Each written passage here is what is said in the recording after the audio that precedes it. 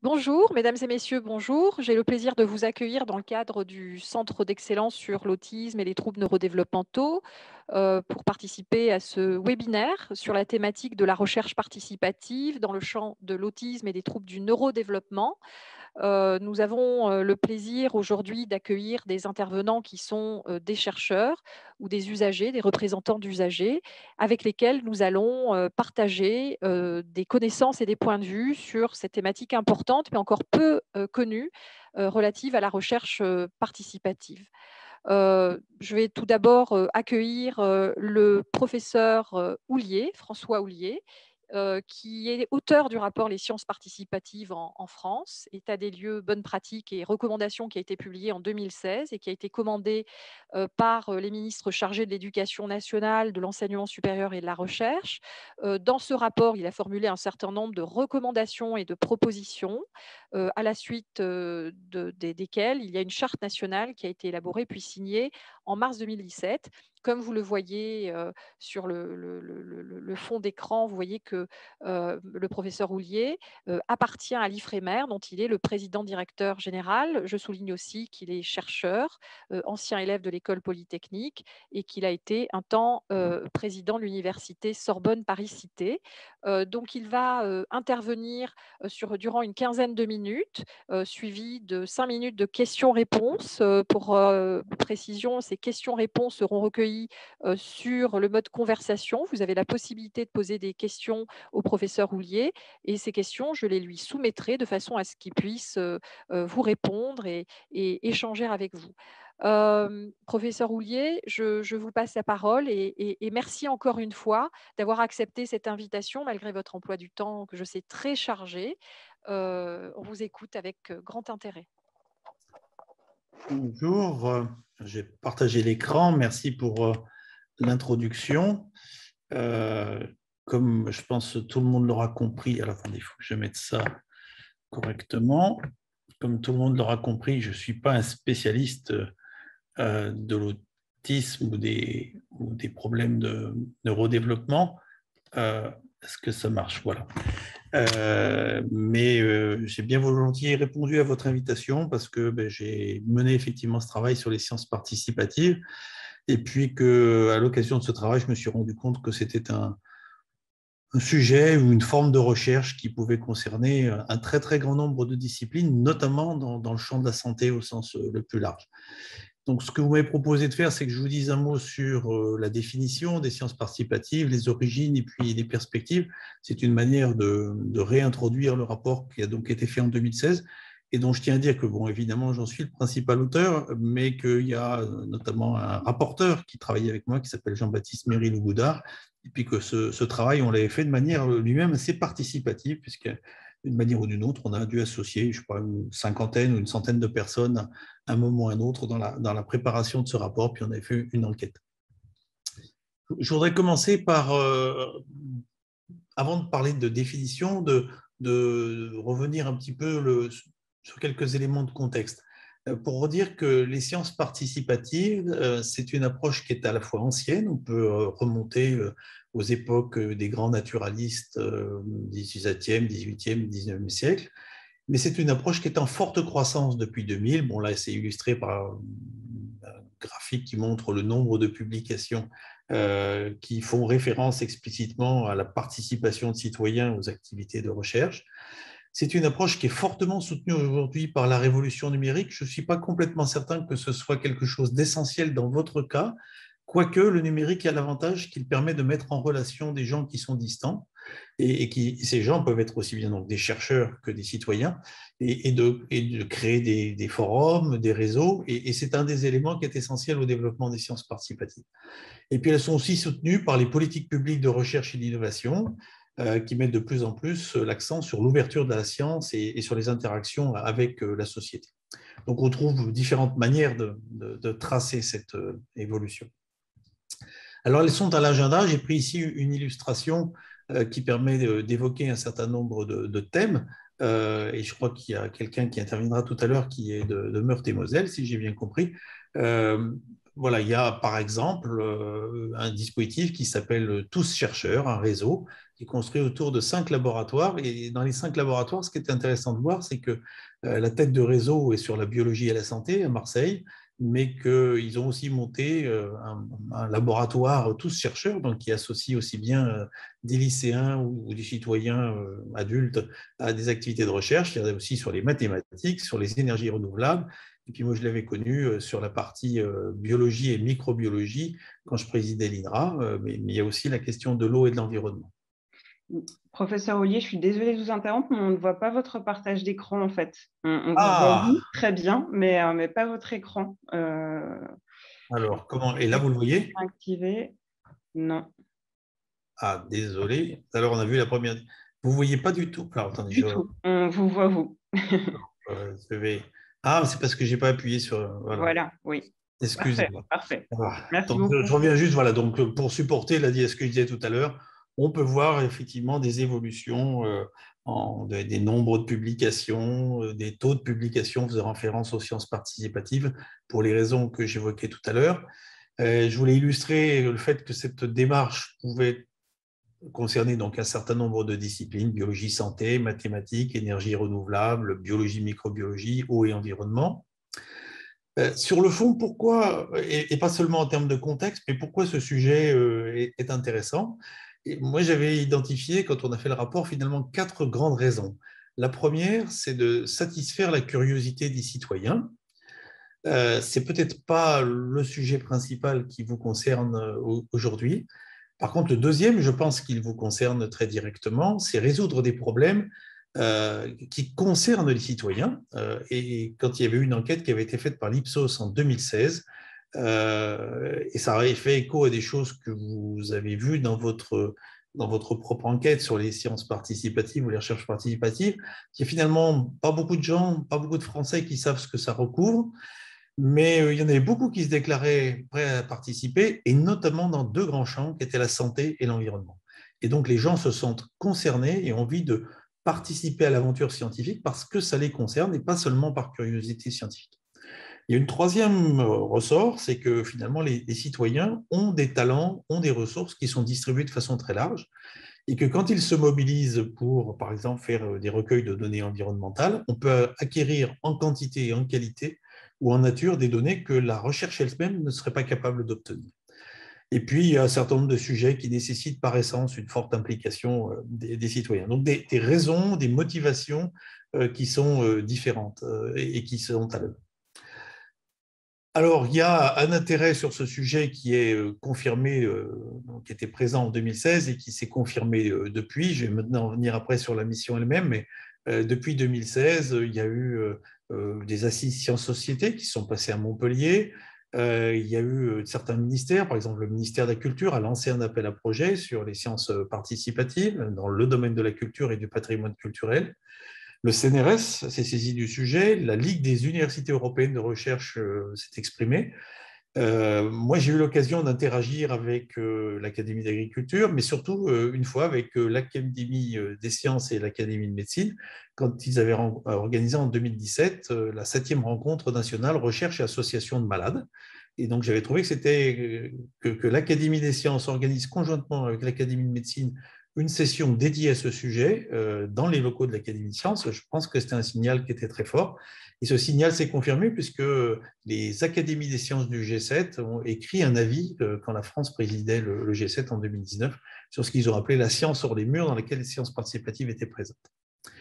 Alors, la mission que j'ai conduite en 2015-2016, donc avec un certain nombre d'autres acteurs, elle concernait l'ensemble des champs scientifiques, pas seulement le domaine qui m'intéressait à l'époque, qui était le domaine de l'environnement terrestre et continental et de l'agriculture, puisque je présidais l'INRA à l'époque. La demande qui m'était faite, c'était de produire un guide des bonnes pratiques identifiant des leviers et puis des conditions qui permettraient de développer les sciences participatives. Et on a vraiment, sur cette interaction entre science et société, souhaité centrer notre propos sur la question de la participation des citoyens aux activités scientifiques. On n'a pas du tout centré notre propos sur la diffusion de la culture scientifique, qui est un sujet important, mais qui n'est pas le même, ni sur l'orientation des recherches par la société civile. On s'est vraiment centré sur cette question de la participation, en retenant une définition qu'un de mes collègues a produite, Pierre-Benoît Joly, qui est de dire que les sciences participatives, ce sont des formes de production de connaissances scientifiques auxquelles des acteurs de la société civile participent aux côtés de chercheurs, avec des chercheurs, en interaction avec des chercheurs, à titre individuel ou collectif, donc parfois dans le cadre d'associations, mais parfois pas dans le cadre d'associations. Et ce qui nous paraissait important, c'est qu'ils le font de façon active et délibérée. Donc, la réponse à une simple enquête d'opinion ne fait pas science participative. Il faut vraiment qu'il y ait une forme d'engagement. Il y a toute une série d'expressions qui sont liées, qui sont listées ici et que je ne vais pas commenter plus. Dans les domaines des sciences de la vie et de la santé, il y a deux exemples que je peux reprendre, d'ailleurs de ce que j'avais présenté à l'Académie de médecine et à l'Académie des sciences. Depuis, je crois, le début des années 2000, l'INSERM avait mis en place un groupe de réflexion avec les associations de malades pour en créer un lieu de dialogue, une instance de réflexion et de proposition. Qui, je crois, a beaucoup fait pour le développement des sciences participatives dans le périmètre de l'INSERM et au-delà. Et puis j'avais pris un deuxième exemple qui était une grande cohorte qui existe sur les relations entre nutrition et la santé. À l'époque, ça doit être plus aujourd'hui, mais il y avait pratiquement 280 000 nutrinautes et il y avait toute une production scientifique qui avait été produite. J'avais pris un autre exemple ici qui est aussi dans le champ de la biologie pour montrer que ça permet de faire des travaux qui sont y compris de très très bonne qualité scientifique. Et là, ce qui était intéressant, c'était 800. Les contributeurs étaient des chercheurs et des étudiants, mais dont le sujet n'était pas de recherche, n'était pas l'annotation ou l'interactome de Mycobacterium tuberculosis, l'agent de tuberculose, mais c'est donc des gens qui, à côté de leur activité professionnelle de chercheurs ou d'étudiants, s'étaient mobilisés pour ce projet particulier. Alors, quand on a fait le rapport, on s'est rendu compte qu'il y avait un très grand nombre de disciplines qui étaient concernées, alors notamment dans le champ de la santé, un peu de la biologie, et beaucoup dans les champs de l'agriculture, de l'alimentation, de l'écologie, des sciences de l'environnement, aussi de façon très historique dans les champs des sciences de l'univers et de l'astronomie, mais tous les champs pouvaient être concernés.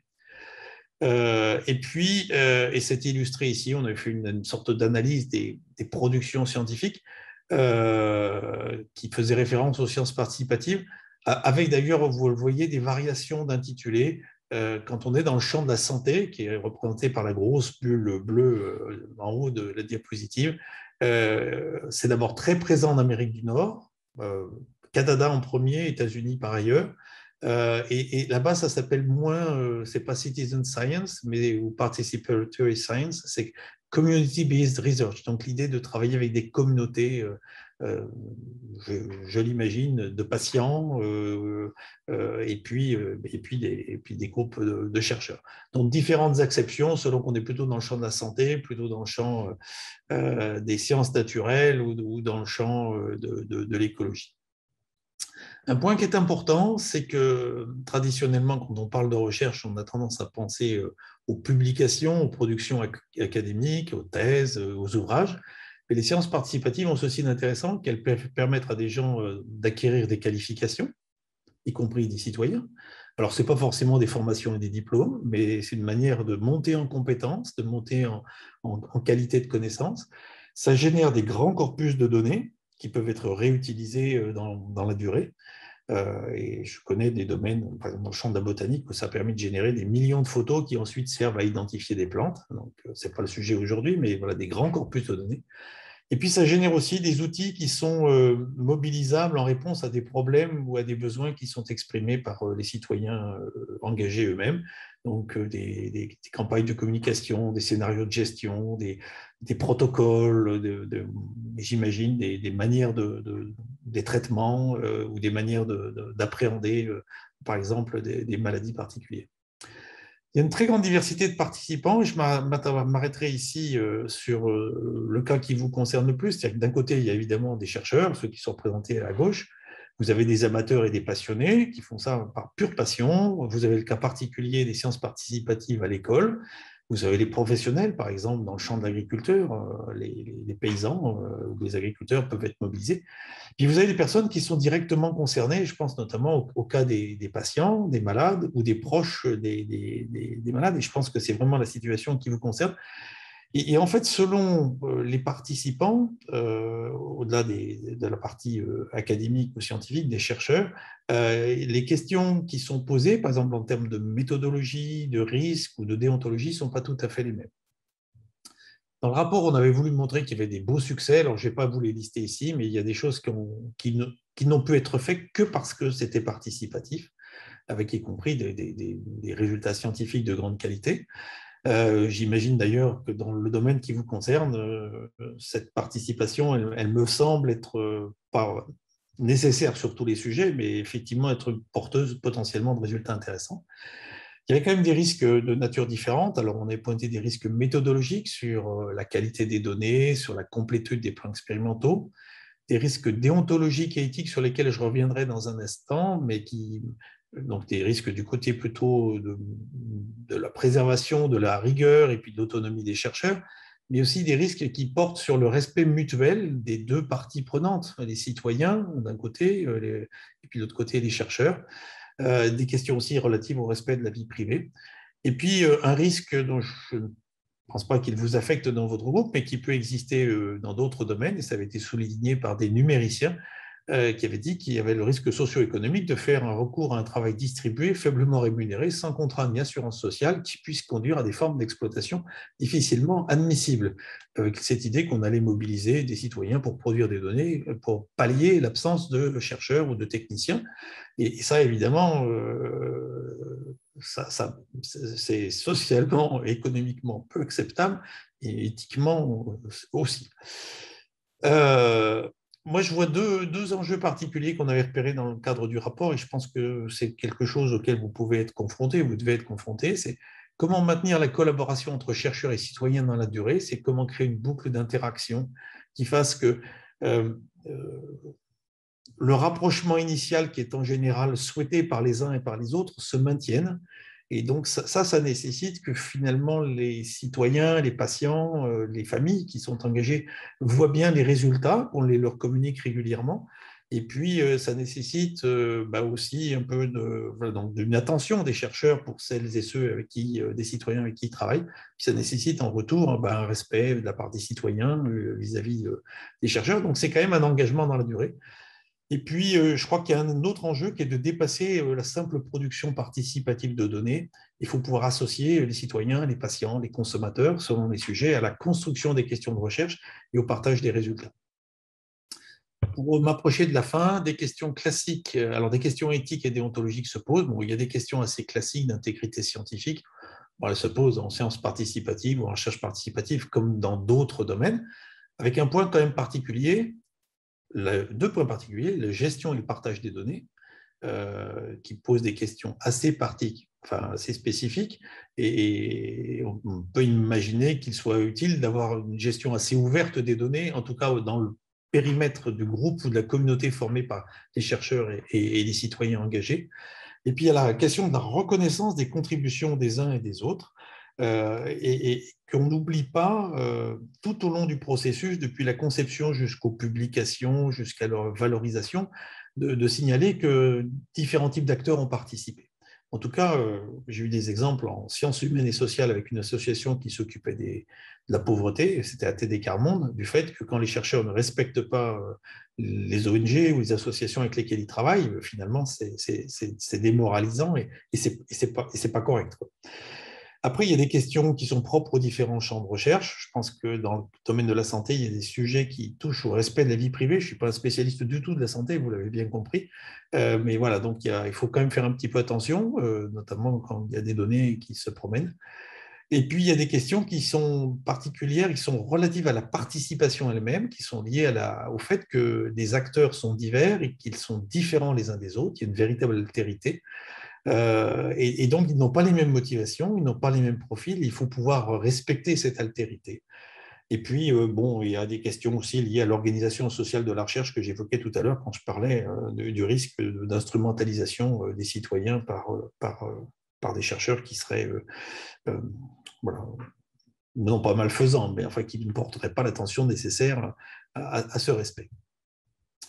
Il y a par ailleurs une grande diversité de concepts connexes. Alors, il y a les sciences et les recherches participatives, il y a les sciences hors les murs, Il y a est-ce que ça fait ou par partie de la science ouverte? A priori, oui, puisqu'il s'agit quand même d'ouvrir la science à la société. Et puis, selon qu'on est chercheur ou qu'on est acteur, on n'a pas tout à fait toujours les mêmes terminologies qui sont utilisées. Pour terminer, je m'excuse si ce survol vous paraît un peu rapide et peut-être un peu elliptique parfois. Donc, il y a eu un rapport, effectivement, qui est toujours consultable. Alors, le site web qu'on avait créé, scienceparticipative.com, je crois qu'il est plus actif, on ne le maintient plus, mais il pointe vers le lien vers le rapport.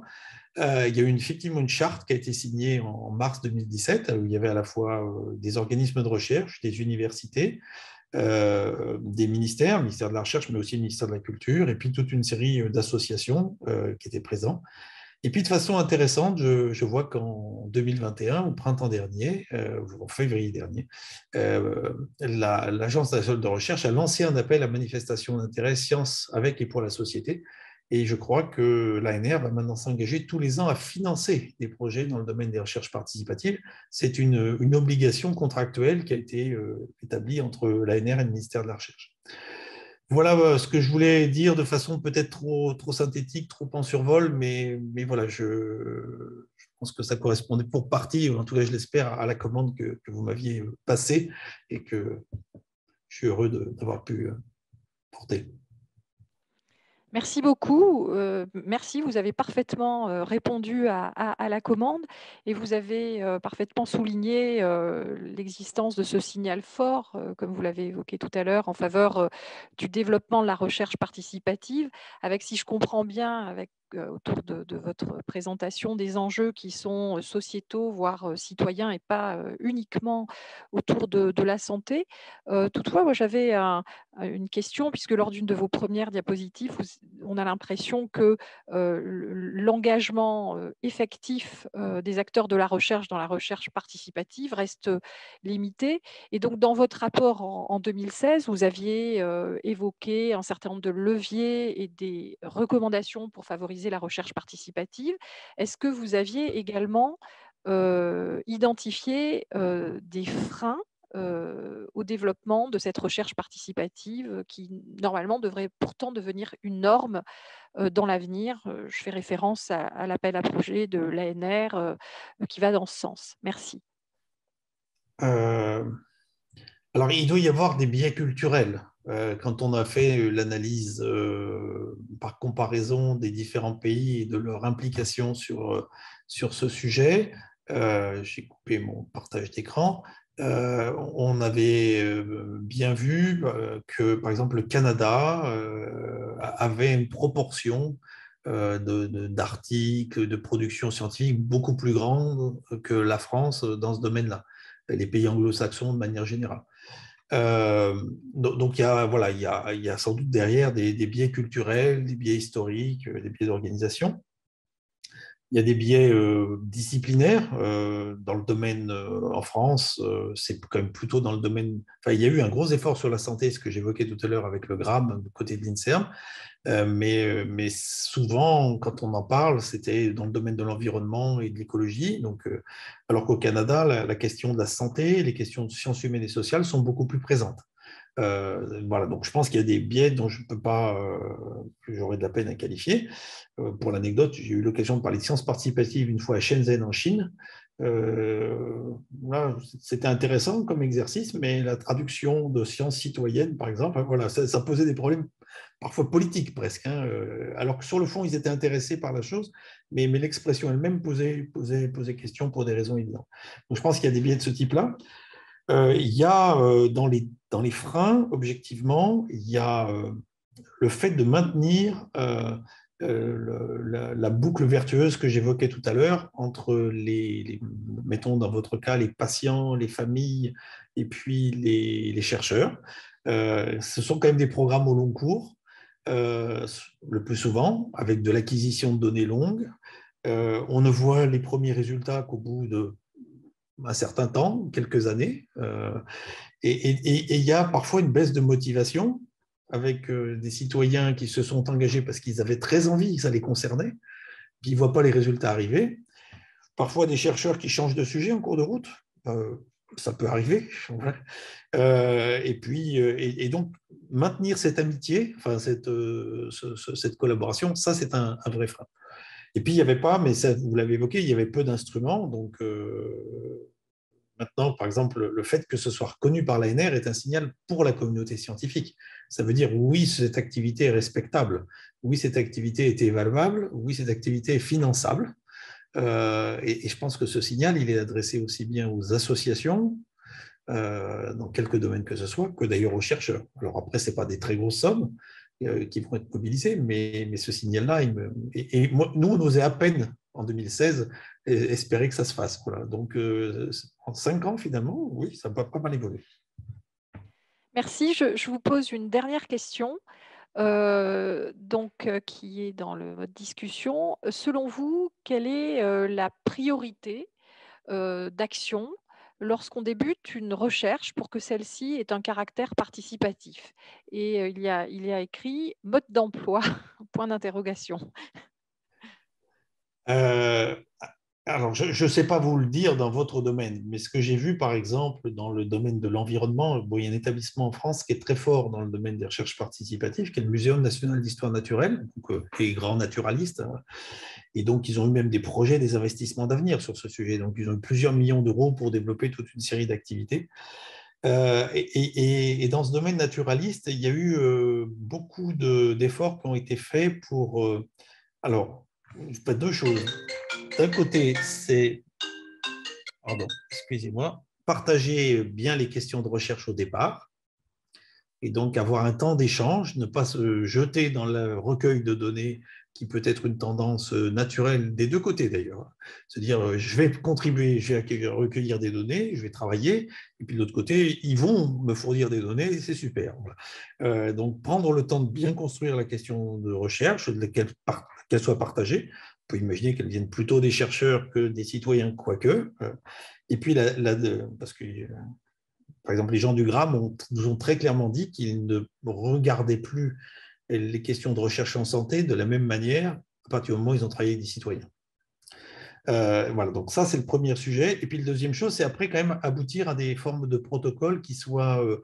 il y a un peu de formation à faire, qui peut d'ailleurs être croisée, hein, mais faire en sorte, par exemple, sur cette question du recueil de données, qu'on sache comment les recueillir proprement, et puis que le protocole soit un protocole qui soit pensé pour des citoyens. Ça ne veut pas dire qu'ils sont incapables ou incompétents pour le faire, ce n'est pas le cas, mais quand même, ils ne sont pas tout à fait dans l'environnement d'un laboratoire. Donc, se mettre à la place de l'autre et puis du côté des citoyens qui comprennent bien, ou des patients qui comprennent bien ce qu'il y a à mesurer, pourquoi ils le mesurent.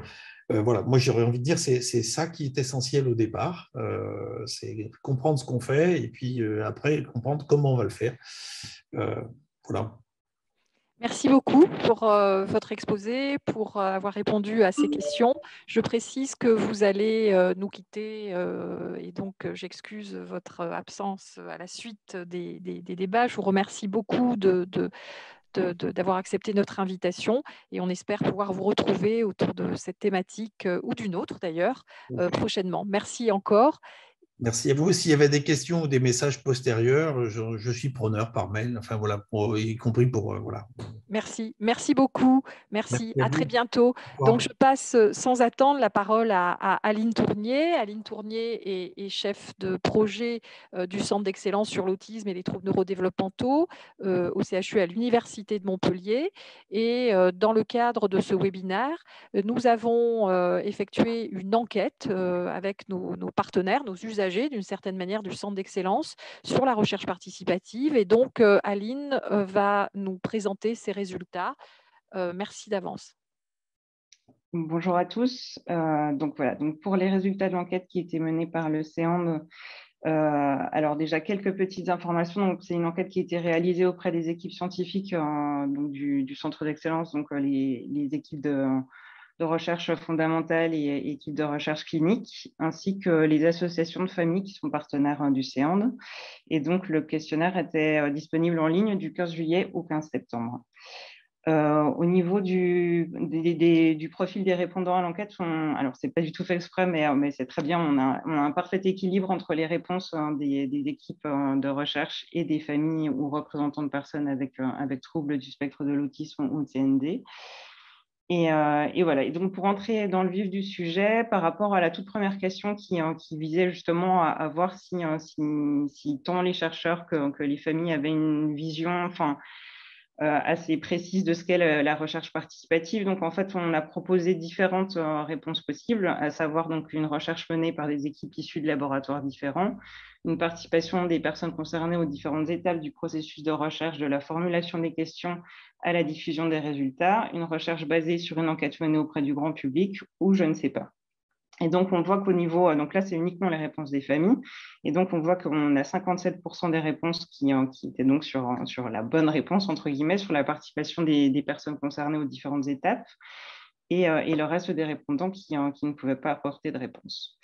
Au niveau des chercheurs, donc là, on a 72% des réponses qui étaient exactes, donc sur la participation des personnes, 7% sur une recherche basée sur une enquête menée auprès du grand public et 21% de je ne sais pas.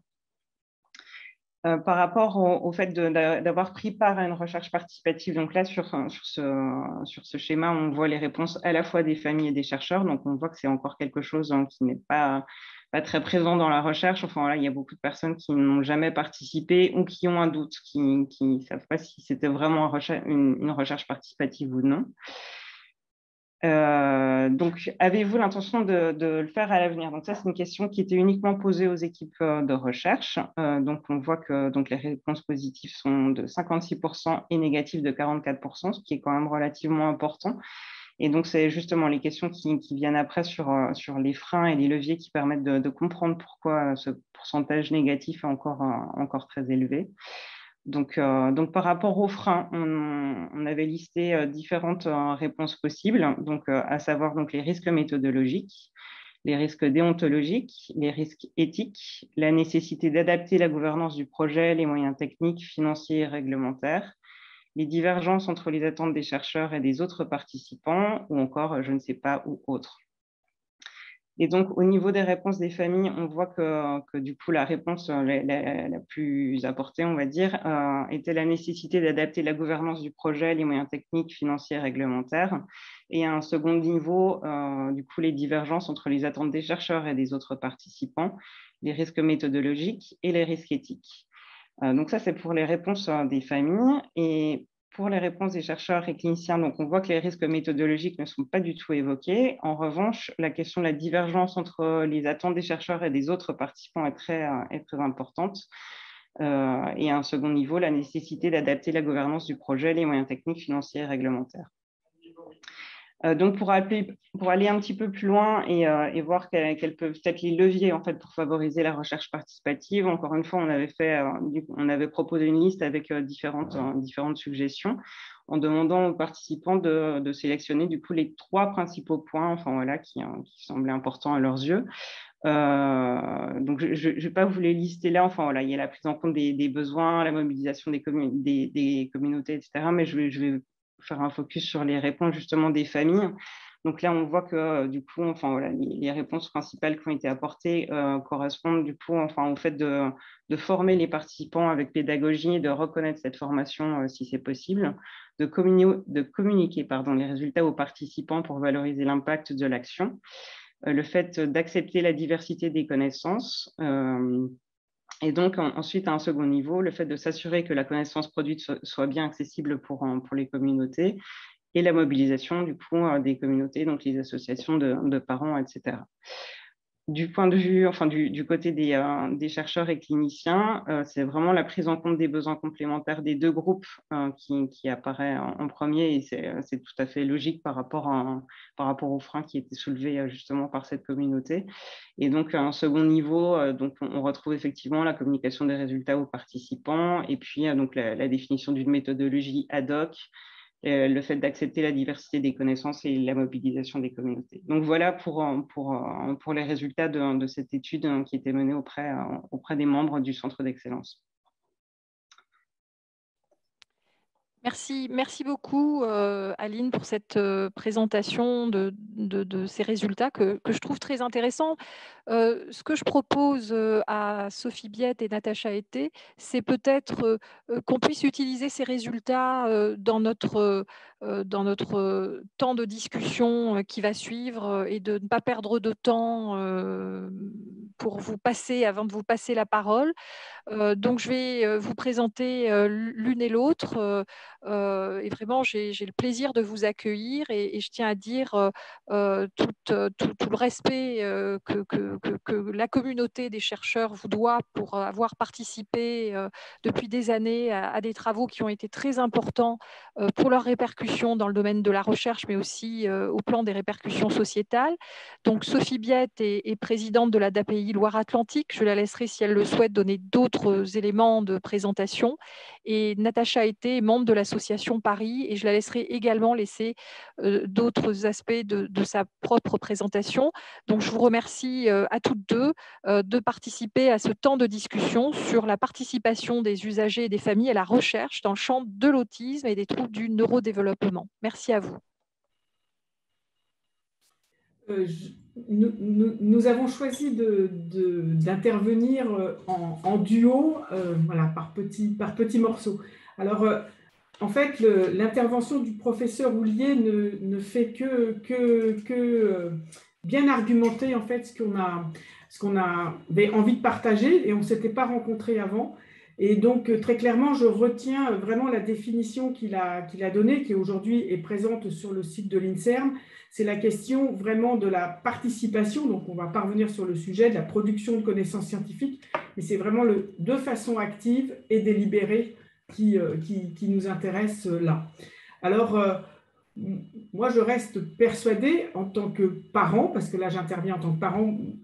Maria m'a présentée comme présidente d'une association, mais c'est une association de parents, et je suis la maman d'une jeune femme autiste qui présente un autisme sévère et qui a aujourd'hui 30 ans. Et moi, je suis persuadée, pour accompagner ma fille depuis 30 ans et surtout être en lien avec des chercheurs, notamment via l'Association pour la recherche sur l'autisme, l'ARAPI, c'est que je crois qu'aujourd'hui, la recherche en a vraiment besoin de participer avec les personnes concernées pour progresser, notamment dans l'autisme, sans doute dans d'autres, mais notamment dans l'autisme, parce qu'il y a quand même, vu la diversité des profils et vu la diversité des situations, en tous les cas, je crois qu'on a vraiment, vraiment besoin du terrain.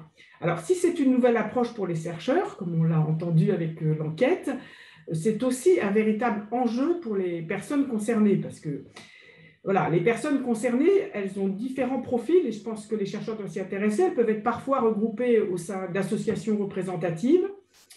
Ça peut être une porte d'accès pour les chercheurs, mais pas toujours. Ça peut être aussi des personnes, vous voyez, les fameux passionnés voilà, qui n'appartiennent pas forcément à une association, dont parlait le professeur tout à l'heure. Alors, voilà, vraiment, c'était qu'il ne s'agissait, en fait, pour nous, il ne s'agit plus, parce qu'on l'a déjà fait depuis longtemps, de s'engager dans un programme de recherche tout ficelé. En fait, l'idée pour nous, en tous les cas, au niveau de l'association dans laquelle je suis impliquée, puisque je suis aussi vice-présidente de l'UNAPI, qui rassemble l'ensemble des API de France, et on accompagne quand même 200 000 personnes, avec 90 000 professionnels à peu près. En fait, l'idée, on a déjà participé à beaucoup de recherches, mais souvent, depuis que ça existe, depuis 60 ans, hein, bien entendu, mais c'est souvent dans des programmes tout ficelés où on est des objets un peu d'observation, avec pas toujours un retour. Donc voilà, donc c'était mon introduction. Natacha. Merci. Moi, ce que je voudrais ajouter, c'est aussi une espèce de déplacement vis-à-vis du public étudié dans l'autisme par les chercheurs. C'est-à-dire qu'à la base, donc l'autisme, c'est un trouble neurodéveloppemental qui a été, dans un premier temps, beaucoup étudié, beaucoup investi dans le champ de la recherche au niveau plutôt des enfants. Et ça ne fait pas si longtemps que ça que le public adulte est davantage ciblé par des recherches. Donc, ça implique également des changements en fait, au niveau méthodologique et des approches de la part des chercheurs qui vont différer selon que le public de personnes étudiées est soit des enfants, soit des adultes. Il y a un enjeu, effectivement, comme vous en avez parlé, Sophie, un enjeu qui est important pour les personnes du fait de participer à des recherches comme ça, puisque une meilleure compréhension en fait, des fonctionnements va permettre aussi demain de faire émerger des meilleurs accompagnements pour nous. Donc, c'est quelque chose qui a véritablement un intérêt dans l'amélioration de la qualité de vie pour les personnes autistes. Le fameux slogan, comme on dit, « Rien pour nous sans nous », qui est porté par différents collectifs de personnes en situation de handicap, eh ben, il vaut aussi pour les adultes autistes. Et on s'est aussi battu pour pouvoir justement avoir l'opportunité de faire porter les thématiques qui nous concernent directement par la recherche scientifique et pour, encore une fois, vraiment apporter des améliorations dans le quotidien à deux niveaux, hein, c'est-à-dire que dans un premier temps, la recherche s'est déplacée des enfants vers les adultes, mais toujours en sollicitant les adultes comme participants aux recherches. Et puis, de plus en plus, ces dernières années, on voit vraiment émerger cette recherche participative-là qui va inclure les personnes et les personnes concernées directement dans l'élaboration du processus de recherche. Et on voit que ça, c'est quelque chose qui est très récent parce que même si en sciences sociales, la recherche participative, elle s'est développée depuis les années à peu près 1940, dans le secteur véritablement de l'autisme, ça fait pas si longtemps que ça qu'on sollicite les personnes et leurs proches dans ce cadre-là. Voilà, je vais laisser justement la parole à Sophie qui va parler justement de la démarche associative. Voilà, donc moi je vais parler, je disais, ça peut être des personnes individuellement qui s'engagent, mais il y a aussi au niveau d'associations. Et du coup, forcément, au niveau du côté associatif, il faut aussi qu'on s'organise entre nous, voilà, qu'on partage le même point de vue. Donc ce travail commence à être fait au sein de l'UNAPI. Et en fait, on a partagé un petit peu ces points-là que je vais vous...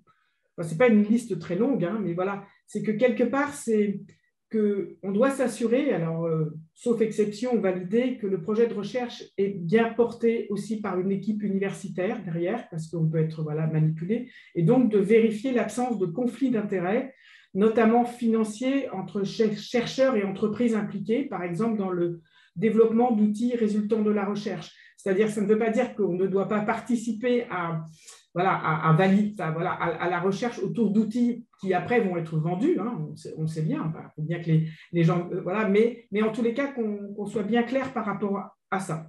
Que la recherche dans laquelle on s'implique, qu'on en comprenne bien son intérêt à très court terme, par exemple effectivement l'usage d'un matériel, à moyen terme, mais aussi à long terme, c'est-à-dire qu'on peut être aussi concerné pour des recherches qui n'ont pas forcément un impact direct tout de suite sur les personnes. Ça, je pense qu'il faut qu'on le comprenne. Il faut qu'on analyse ça.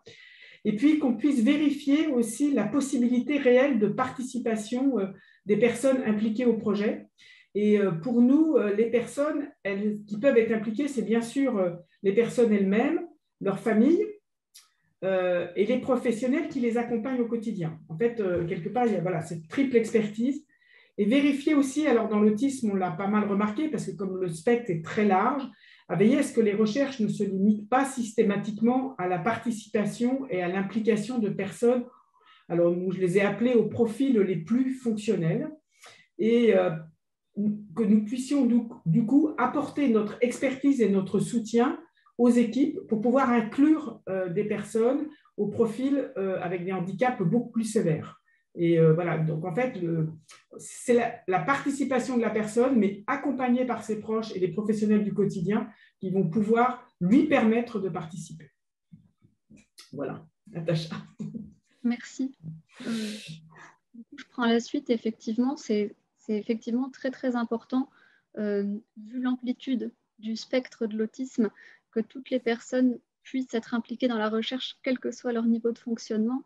Et pour ça, justement, il est important de mettre en place des lignes directrices et des méthodes spécifiques qui puisse permettre à terme une participation effective et équitable des personnes, mais aussi, je pense que, on voit bien un peu les questions qu'il y avait dans la conversation, je pense que les chercheurs n'ont aussi pas toujours suffisamment de lignes directrices ou ne savent parfois pas comment s'y prendre pour faire participer davantage les personnes dans ces recherches. Il y a quand même des projets qui commencent, des groupes de recherche participatifs qui commencent à émerger et qui ont un petit peu plus d'ancienneté, et notamment le groupe Aspire. Donc, c'est un groupe de recherche mixte qui est à la base situé aux États-Unis, qui existe maintenant depuis 2006.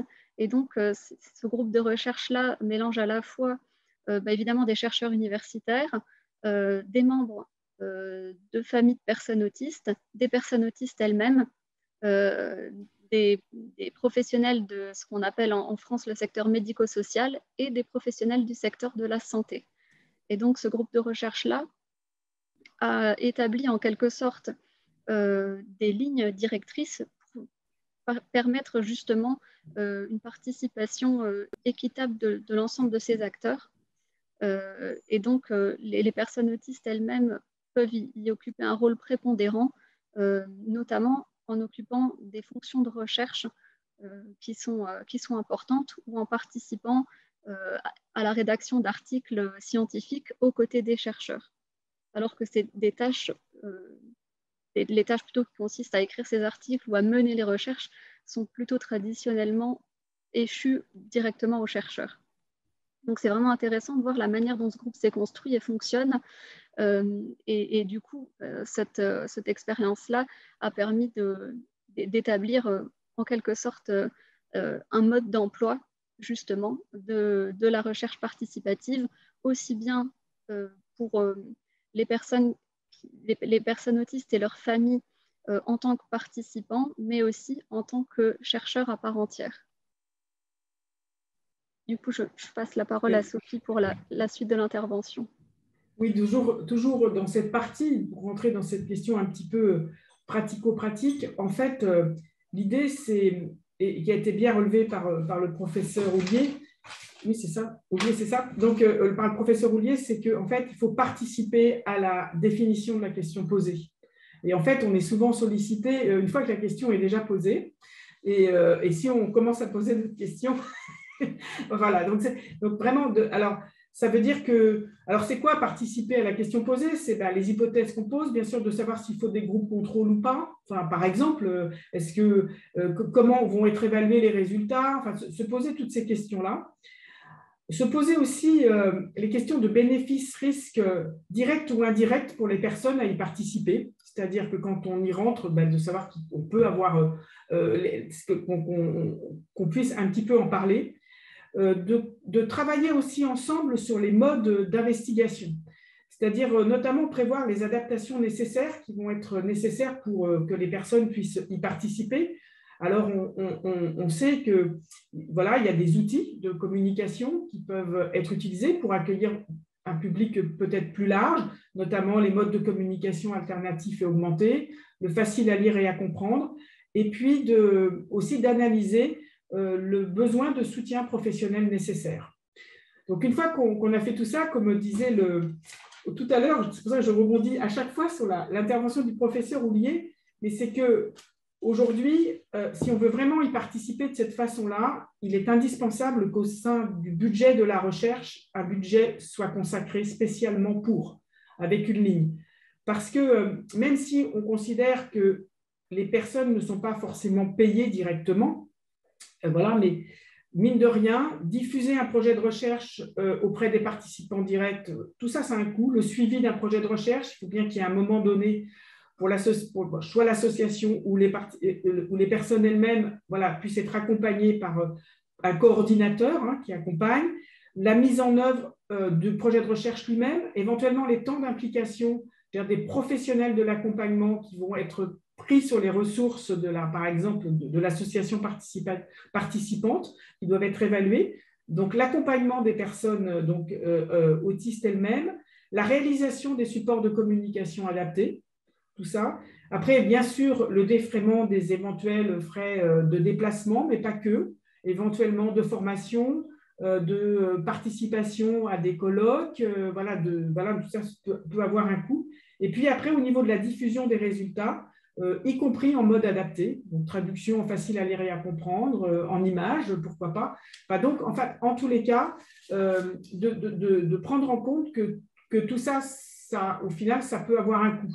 Et du coup, de l'évaluer, de ne pas avoir peur de dire ça. Et puis, dernier petit point, c'est qu'effectivement, que les participants, qu'il s'agisse de personnes ou d'associations plus larges, en fait, elles figurent bien, elles soient bien visibles dans les publications. C'est Natacha qui va conclure. Merci, c'est une tâche difficile. Non, du coup, moi, je voulais aussi un peu compléter cette liste-là avec, entre guillemets, les bonnes pratiques que le groupe Aspire propose pour inclure les personnes autistes au niveau de la recherche participative, donc, qui sont notamment de bien définir les objectifs et les partenariats de la recherche, déterminer clairement le rôle de chacun, c'est-à-dire qu'il faut bien définir quelles tâches seront échues aux chercheurs, quelles tâches seront issues aux personnes et à leurs familles, mettre en place des modes de communication adaptés, et ça, vous en avez très bien parlé, Sophie, c'est très important que la communication des personnes autistes ne soit pas un frein à leur participation. On voit que malheureusement, les personnes qui sont non oralisantes ou qui sont peu verbales sont peu impliquées en tant que participants dans les recherches, alors que pourtant, il y aurait vraiment besoin de mieux comprendre leur fonctionnement. Également, le fait de construire et maintenir la confiance. Et ça, je pense que ça rejoint l'enquête qui a été menée par l'Océan qu'on vient de voir là à l'instant. Et du coup, ça implique aussi de mettre en place des outils pour que les personnes se connaissent bien entre chercheurs et familles et personnes autistes concernées, et reconnaître aussi l'expertise de l'ensemble des acteurs, en fait. Et également le fait d'encourager la participation des personnes et de leurs familles, par exemple, donc, en les faisant participer à des formations, y compris des formations en commun avec les chercheurs ou à des stages, pour les former un peu à la recherche. Je sais que moi, à titre personnel, là, il n'y a pas longtemps, j'ai été formée pour coder des entretiens pour aider des chercheurs. Et puis, la question de la rémunération, mais là, je ne vais pas revenir dessus parce que Sophie l'a déjà abordé effectivement. En tout cas, si ce n'est pas une rémunération sous forme de salaire, mais en tout cas de reconnaître quand il y a des expertises qui sont mobilisées, du temps qui est passé sur un sujet en particulier, reconnaître, valoriser aussi ce temps-là pour les professionnels, pour les familles et pour les personnes impliquées. Voilà. Merci beaucoup pour cette intervention à deux voix. C'était très riche et très complémentaire. Tout à l'heure, il y avait une question qui était celle d'une sorte de guide de mode d'emploi de la recherche participative. Et je crois qu'à deux voix, vous nous avez proposé quelques ingrédients de ce guide.